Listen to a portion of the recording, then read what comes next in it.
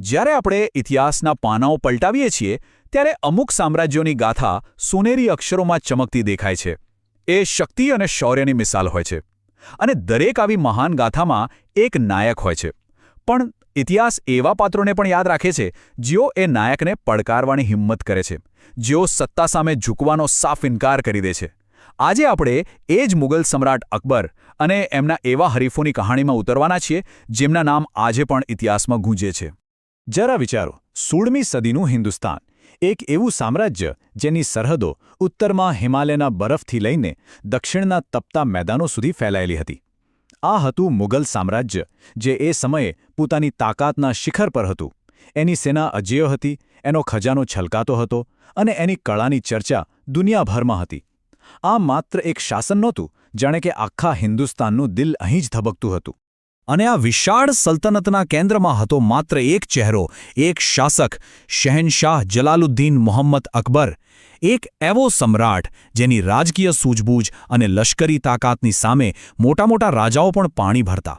એણે લગભગ આખા ભારતીય ઉપખંડને એક તાંતણે બાંધી દીધો હતો. એનું વ્યક્તિત્વ એવું પ્રભાવશાળી હતું કે લોકો એને અજેય માનતા હતા.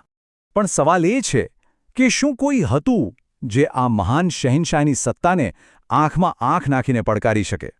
કોણ હતો એ હરીફ, જેનું નામ કદાચ અકબરના મનમાં હંમેશા માટે કોતરાઈ ગયું? આ એક જ સવાલ આપણને ઇતિહાસના એવા નાટકીય પ્રકરણો તરફ લઈ જાય છે જ્યાં બહાદુરી, સ્વાભિમાન અને સંઘર્ષની દાસ્તાનો લખાઈ હતી. તો ચાલો આ કથાની શરૂઆત કરીએ. પહેલા અને કદાચ સૌથી ખતરનાક પડકારથી. અકબરના સૌથી મોટા હરીફ તરીકે જેનું નામ સૌથી પહેલાં આવે છે, એક એવો યોદ્ધો હતો જેણે મુગલ સલ્તનતને તેના પાયામાંથી જ હચમચાવી નાખી હતી. એ નામ હતું હેમુ. હેમચંદ્ર વિક્રમાદિત્ય, જેને ઇતિહાસ હેમુના નામથી વધુ ઓળખે છે.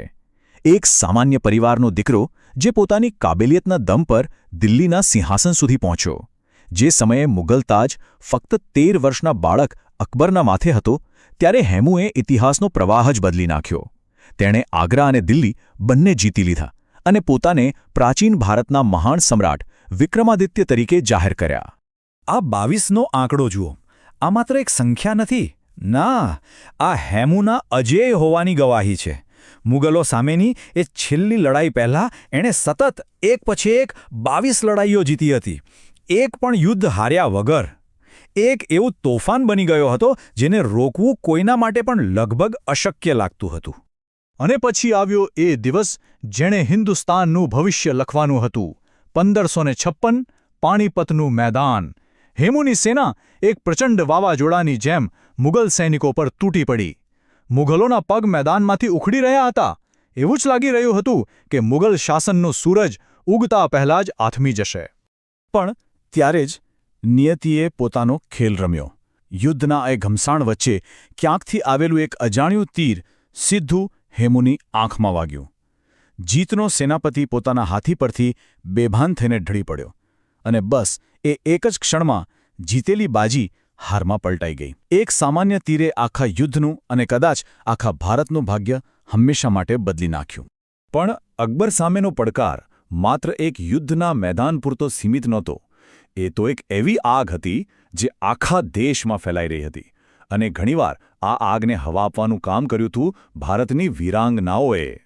ગોંડવાનાની રાણી દુર્ગાવતી, જેમણે મુગલોની ગુલામી સ્વીકારવા કરતાં રણભૂમિમાં શહીદ થવું વધુ પસંદ કર્યો. અને દક્ષિણમાં અહમદનગરની ઢાલ બનીને ઊભી હતી ચાંદબીબી, જેમની યુદ્ધ નીતિ એટલી કુશળ હતી કે અકબરની શક્તિશાળી સેનાને પણ પીછેહટ કરવી પડે.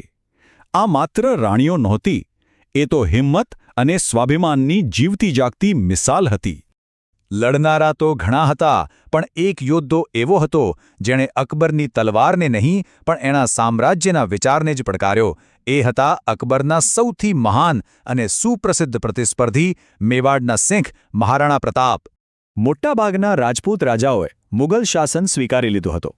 અકબરે એમને પદ, ધન અને સત્તા બધું જ આપ્યું. પણ મહારાણા પ્રતાપ સામે માત્ર 2 જ રસ્તા હતા: ગુલામીનો વૈભવી મહેલ કે પછી આઝાદીનો કંટાળો સંઘર્ષ. અને એમણે મેવાડની આન અને રાજપૂત શામ માટે મહેલો છોડીને જંગલોનો કઠિન માર્ગ પસંદ કર્યો. એમણે કોઈપણ પ્રકારનું સમાધાન કરવાનો સાફ ઇનકાર કરી દીધો. 1576નું હલ્દીઘાટીનું યુદ્ધ આ જ સંઘર્ષનું સૌથી મોટું પ્રતીક છે. મુઠ્ઠીભર સૈનિકો સાથે મહારાણા પ્રતાપે મુગલોની લાખોની સેનાને ધ્રુજાવી દીધી. ભલે એમણે જમીન ગુમાવી, પણ એમણે પોતાનું સ્વાભિમાન ક્યારેય ન ગુમાવ્યું. એમણે ક્યારે હાર માની જ નહીં, ક્યારે ઝૂક્યા જ નહીં. એમની આત્મા હંમેશા અજય રહી.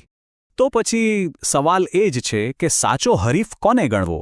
જેણે સિંહાસન છીનવવાની કોશિશ કરી એને, કે પછી જેણે શાસકની વિચારધારાને જ પડકારી એને? ચાલો આ બંનેએ ઊભા કરેલા ખતરાની સરખામણી કરીએ. આ તુલના બધું જ સ્પષ્ટ કરી દે છે. જુઓ, હેમુ એક તોફાન હતો જેણે સામ્રાજ્યને લગભગ ઉખાડી જ ફેંક્યું હતું, પણ એક તીરે એનું ભાગ્ય નક્કી કરી નાખ્યું. બીજી તરફ મહારાણા પ્રતાપ એક એવો પહાડ હતા જે ક્યારેય ઝૂક્યો નહીં. એમનો સંઘર્ષ જીવનભર ચાલ્યો, અને એટલે જ તે અકબરના સૌથી ઊંડા અને આદરણીય હરીફ બન્યા, કારણ કે એમની લડાઈ જમીન માટે નહોતી, પણ આઝાદીના એક અમર વિચાર માટે હતી. અને આ ગાથાનો અંત એક એવા પ્રસંગ સાથે થાય છે જે ઇતિહાસમાં હંમેશા માટે અમર થઈ ગયો. એવું કહેવાય છે કે જ્યારે મહારાણા પ્રતાપના મૃત્યુના સમાચાર અકબરના દરબારમાં પહોંચ્યા, ત્યારે એ મહાન શહેનશાહની આંખોમાં પણ આંસુ આવી ગયા હતા. આ આંસુ એક સમ્રાટના એ યોદ્ધા માટેના મૌન સન્માનનો પુરાવો હતા જેની આત્માને તે ક્યારેય જીતી શક્યો નહીં. અને આ જ વાત આપણને વિચારવા પર મજબૂર કરે છે કે સાચી મહાનતા શું છે? સામ્રાજ્ય જીતવામાં, કે પછી ક્યારે હાર ન માનનારી એક અજેય ભાવનામાં?